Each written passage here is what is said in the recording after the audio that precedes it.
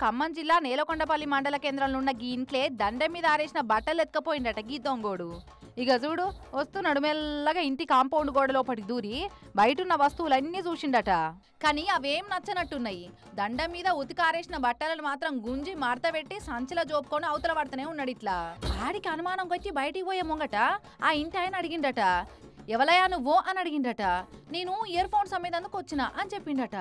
చూస్తే మంచిగానే అవపడుతున్నాడు కదా, దొంగ శేఖలు ఏం కానస్తలేవు కదా అని పోంగనే దబదబ లోపటివై బట్టలు గుంజుకొని చేయి సంచిలో పెట్టుకొని పోతూనే ఉన్నాడు. ఇక అప్పుడే పని మీద బయటకు వచ్చిన ఇంటి ఓనర్ను, అవునయ్యా దండం మీద ఆరేసిన బట్టలు కానస్తలేవు, నువ్వేమన్నా తీసి ఇంట్లో వేసినవా అని వాళ్ళ ఇంటి ఆమె అడిగిందట. ఏహే నేను ఇప్పుడే ఇంట్లోకి వస్తుంటిని, ఇక నేనెప్పుడు తీసినా అని ఆయన అంటే ఎవరో ఎత్తుకపోయిరని కన్ఫర్మ్ అయింది. మరి బట్టలు ఎత్తుకపోయినోడు ఎవడా అని ఎదురుగున్న షాప్లో సీసీ కెమెరాలు చూస్తే ఈ బట్టల దొంగని బాగోతం బయటపడ్డది. మరి నిజంగా వీడు బట్టలు ఎత్తుకపోయే చిల్లర దొంగోడేనా లేకుంటే ఇంకేదన్నా వేరే ఇంటెన్షన్ తోటి వచ్చి బట్టలు ఎత్తుకపోయిందా అన్న సంగతి కనిపెట్టే పనిలో పడ్డారట నేలకొండపల్లి పోలీసులు.